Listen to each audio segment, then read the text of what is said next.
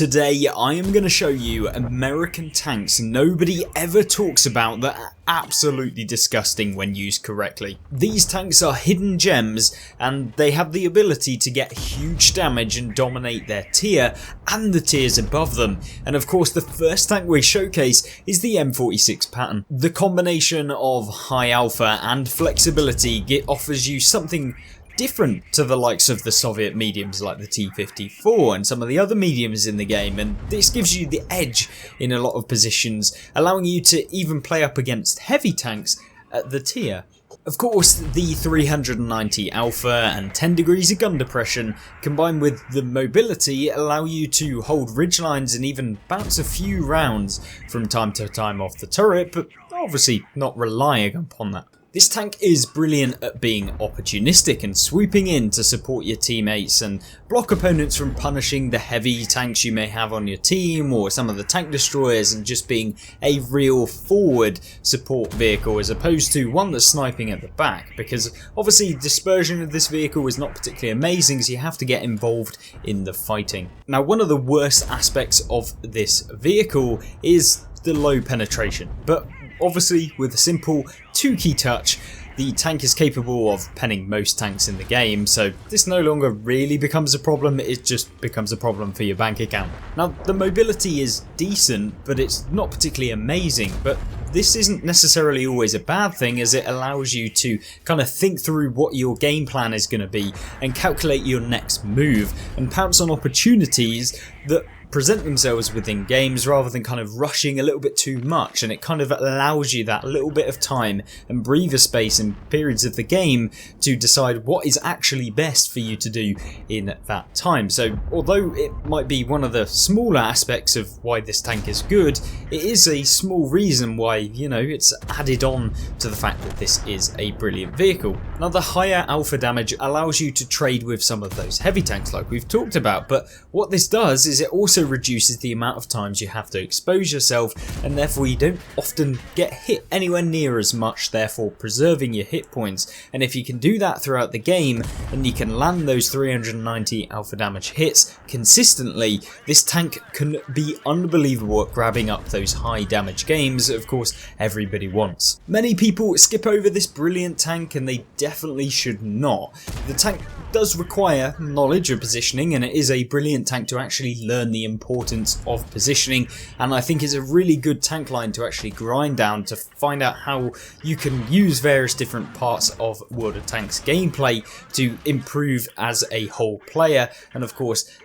in a pretty good tank as well. So really nice little hidden gem in the M46 pattern. But if you've enjoyed so far, don't worry, there's still 2 tanks to go, but please take a minute to consider subscribing and like the video to massively help the channel spread to more people. Of course, talking about helping out, when it comes to tank destroyers, the American line, the E4, E3 and T95 with their high alpha can always swoop in to save you from time to time, but they end up stealing the limelight from some of the others, and a lot of the time people will completely underestimate the incredible feats that the T28 HTC can perform in the game. This tier 7 reward vehicle from the campaign missions will not only shock you with its trollish armour, but it will also shock you with how consistent this tank can be as it blasts its way through tank after tank. The HTC is a tank that relies on using a up close and personal approach to farming enemies, and it does it so well. The tank ends up flipping traditional forms of side scraping by making you expose the front of the hull at very steep angles to bounce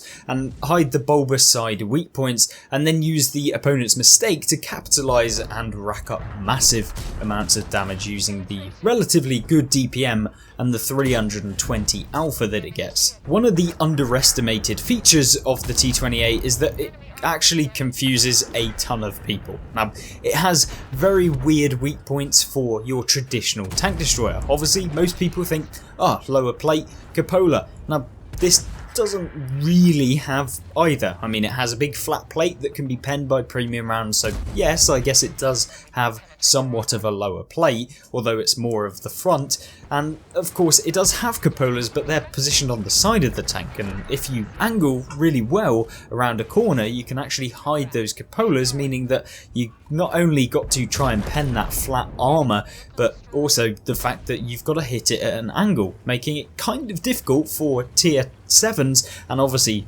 tanks below it to actually reliably pen. If you then combine it with a few teammates to cover you, then this tank is brilliant at holding down lots of vehicles at once and being a roadblock for your opponents. The tank obviously forces opponents to try and make a play and obviously try and get around you, and this can often lead to their demise, as a lot of players just underestimate how quickly the tank reloads, and obviously about the armour that the tank has, especially with the turning speed that you may want to try and increase with some of the perks that you can apply. Of course, having a better skilled crew in this tank is going to massively help out with that, but you don't necessarily need it to still perform very, very well. Of course, its side cupola weak points can be frustrating, but if you find novel ways of hiding them, this tank has very few other weak points that people can reliably hit, and since you're typically playing against heavies with the style of gameplay that usually yields the best results,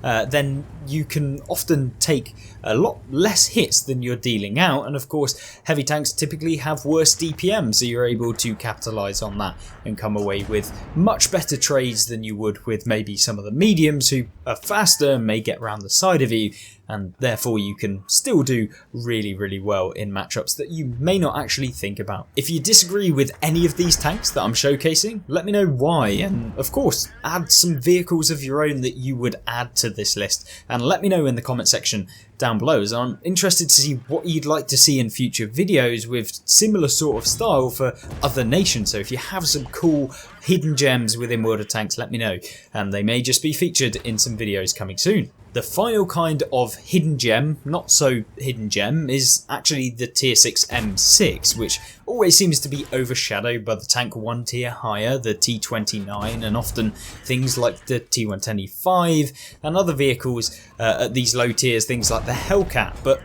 the thing with the M6 is that it is absolutely crazy when a good player can get into this thing, and it is one of the most influential tanks that you can probably play at tier 6 because of the fact that opponents just kind of underestimate how good this tank is, and they'll throw away games against you, and obviously you can farm on it. So why is that exactly? Well, it's because this tank gets an amazing gun, and the gun itself is 240 alpha, and it has crazy DPM for a tier 6 heavy, rivaling even tier 8 mediums in terms of its damage per minute, with actually a relatively decent top speed of 35 kilometers an hour for a heavy tank, remember. Yeah, it's certainly really horrible to come up against if you're playing in a tier 6 heavy, and even tier 6 mediums will find this a real pain in the backside, because often you'll be out trading almost every tank that you play up against, excluding some of those tier 6 Soviet heavies that may have the 390 alpha, but of course you can pummel them with multiple rounds for every single time they hit you, so it's not really that much of a problem. And if that didn't make you want to try this thing out for the first time or revisit this, the 10 degrees of gun depression and turret that has little in the way of easy hit weak points, relying on your opponent to just purely have the penetration values to go straight through the front of the turret.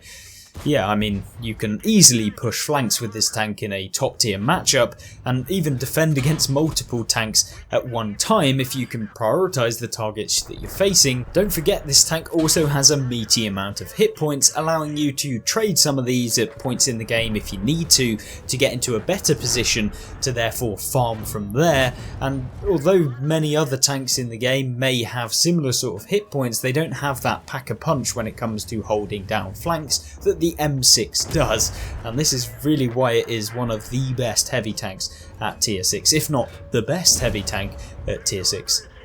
Don't get me wrong, in tier 8 games your armour doesn't hold up. but that gun is capable of giving as good as it gets, and with the damage per minute you're often able to trade with things like the Tiger 1, the tier higher, and although you can't do it for extended amounts of time, you can still at least wait for some team support that you may or may not get. I hope these hidden gems have given you some ideas for some great American vehicles, but stay tuned by subscribing to see a ton more for each of the nations within World of Tanks, and of course if you do so, I'll make sure to let Wargaming know you deserve 50% better RNG.